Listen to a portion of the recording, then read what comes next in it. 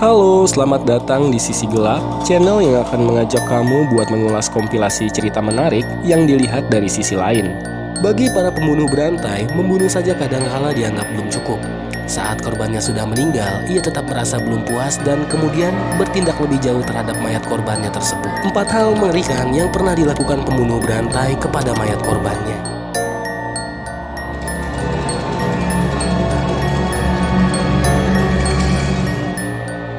Nomor 1. Dijadikan makanan aligator. Joe Bell adalah pembunuh berantai asal Texas, Amerika Serikat yang juga dikenal dengan julukan lain manusia aligator. Julukan itu sendiri diberikan karena ia memiliki beberapa ekor aligator peliharaan dan menggunakan mereka untuk menghilangkan jejak mayat korbannya. Kisah horor mengenai Joe bermula ketika ia membuka kedai minum. Supaya kedainya ramai, Joe pun kerap menyajikan pertunjukan adu ayam di kedainya. Namun adu ayam saja ternyata belum cukup. Supaya penonton merasa lebih terhibur, Joe memutuskan untuk menangkap beberapa ekor aligator dan menempatkan mereka dalam kolam beton. Sifat sadis yang dimiliki oleh Joe ternyata bukan hanya ia tunjukkan kepada hewan, tetapi juga kepada manusia. Ia akan menculik wanita di daerah tempatnya tinggal dan kemudian membunuh mereka. Selain membunuh sembarangan wanita yang bisa diculiknya, Joe juga melakukan kepada pelayan kedai dan bahkan istrinya sendiri. Saat laporan mengenai orang-orang hilang di daerah tempat Joe tinggal semakin banyak, polisi pun memutuskan untuk melakukan penyelidikan kepada Joe pada tahun 1938. Kelanjutannya sungguh tidak terduga. Saat polisi hendak menginterogasi Joe langsung mengambil pistol dan menembak dirinya sendiri. Polisi yang terkejut kemudian melakukan penggeledahan ke rumah Joe. Di dalamnya, mereka menemukan kolam berisi aligator dan beberapa potong daging yang sudah membusuk. Polisi juga menemukan kapak yang sudah berlumuran darah dan rambut manusia. Diperkirakan ada sekitar 20 wanita yang menjadi korban pembunuhan oleh Joe. Berdasarkan penemuan tersebut, polisi lantas menyimpulkan kalau Joe melakukan mutilasi pada korbannya dan melemparkan potongan tubuh korbannya ke dalam kolam berisi aligator. Namun, ada juga yang berteori kalau Joe memang melakukan pembunuhan, namun ia tidak membuang daging korbannya ke dalam kolam karena daging yang ditemukan di kolam bukanlah daging manusia. Nomor 2. Dijadikan makanan manusia. Gary Headnick bisa dibilang sebagai salah satu pembunuh berantai tersadis yang pernah ada. Sepanjang tahun 1986 hingga 1987, Gary menculik 6 orang wanita dan kemudian menyekap mereka di ruang bawah tanahnya di Philadelphia, Amerika Serikat. Mantan petugas FBI John Douglas tidak bisa menyembunyikan rasa ngerinya saat harus mendeskripsikan Gary. Menurut penjelasannya, para korban yang sudah diculik kemudian akan dimasukkan ke dalam kubangan hingga badan mereka terendam. Sesudah itu, ia akan menyiksa korbannya dengan cara menyetrum mereka memakai kabel listrik. Kegilaan Gary masih belum berhenti sampai di sana. Dalam satu kesempatan, ia membunuh salah satu korbannya dengan cara memasukkan korban ke dalam mesin penggilas daging. Sesudah itu, Gary akan mengambil serpihan tubuh korban yang sudah hancur dan kemudian memaksa korban lain yang masih hidup untuk memakan serpihan daging tadi. Sepak terjang Gary pada akhirnya tidak berlanjut setelah salah satu korbannya berhasil memperdaya Gary. Ia meminta kepada Gary supaya dirinya dilepaskan sejenak agar bisa menghubungi keluarganya dan menghilangkan kecurigaan keluarganya. Namun, begitu berhasil dibebaskan, korban langsung menghubungi 911 untuk meminta supaya dirinya diselamatkan. Petugas yang tiba di lokasi langsung meringkus Gary dan membebaskan korban yang masih hidup. Atas perbuatan keji ini, Gary dijatuhi vonis hukuman mati dan dieksekusi pada tahun 1999. Nomor 3. Dimasak untuk dimakan sendiri.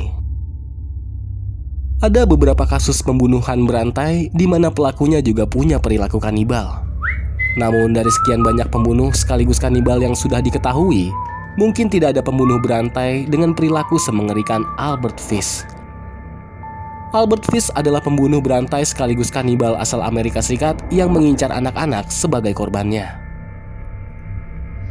Ada 3 korban pembunuhan Albert yang sudah diketahui dan mereka semua usianya masih di bawah 11 tahun. Namun, jumlah asli korban pembunuhan Albert diperkirakan jauh lebih tinggi karena ia mengaku memiliki ambisi melakukan penculikan dan pembunuhan di setiap negara bagian Amerika Serikat.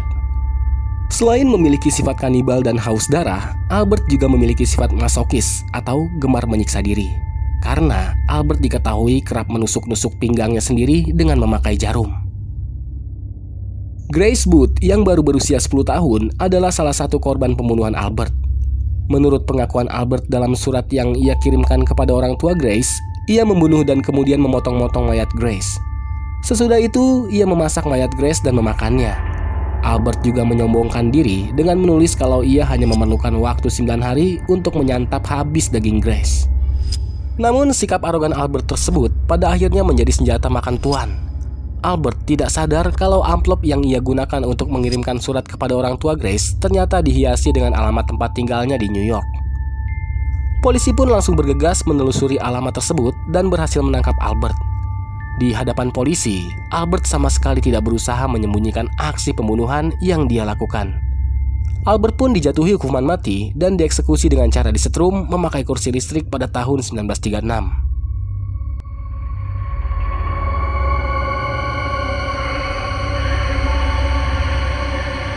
Nomor 4. Dijadikan perabotan.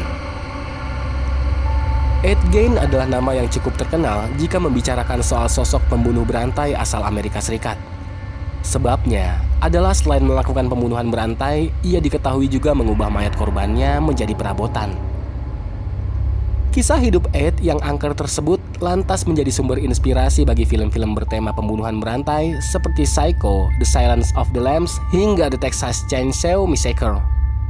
Kisah angker terkait Ed Gein memiliki latar belakang yang agak menyentuh karena ia mulai terjerumus ke dalam gelapnya dunia pembunuhan berantai setelah ibunya meninggal dunia pada tahun 1945. Usai ditinggal mati ibunya, Ed yang hidup menyendiri di ladang terpencil merasa kalau ia sudah kehilangan satu-satunya wanita yang mencintai dirinya. Maka, ia pun kemudian pergi ke pemakaman dan secara diam-diam mengambil mayat-mayat perempuan yang ada di sana untuk menemani dirinya. Ed juga melakukan pembunuhan kepada setidaknya 2 orang wanita. Sepak terjang Ed akhirnya terhenti setelah polisi tiba di kediaman Ed karena sedang mencari informasi terkait orang hilang. Namun, apa yang ditemukan oleh polisi di dalam rumah Ed sungguh mengejutkan. Di dalamnya, polisi menemukan mayat yang sudah terpotong-potong, organ tubuh dalam toples, topeng kulit manusia, dan tengkorak yang dipasang pada sudut ranjang. Karena Ed dianggap menderita gangguan jiwa, Ed kemudian ditempatkan dalam rumah sakit jiwa. Ia meninggal pada tahun 1984 di rumah sakit jiwa tersebut dalam usia 77 tahun. Seolah mendapat karma karena sudah mengusik mayat orang lain, batu nisan tempat Ed dimakamkan sempat dicuri orang pada tahun 2000.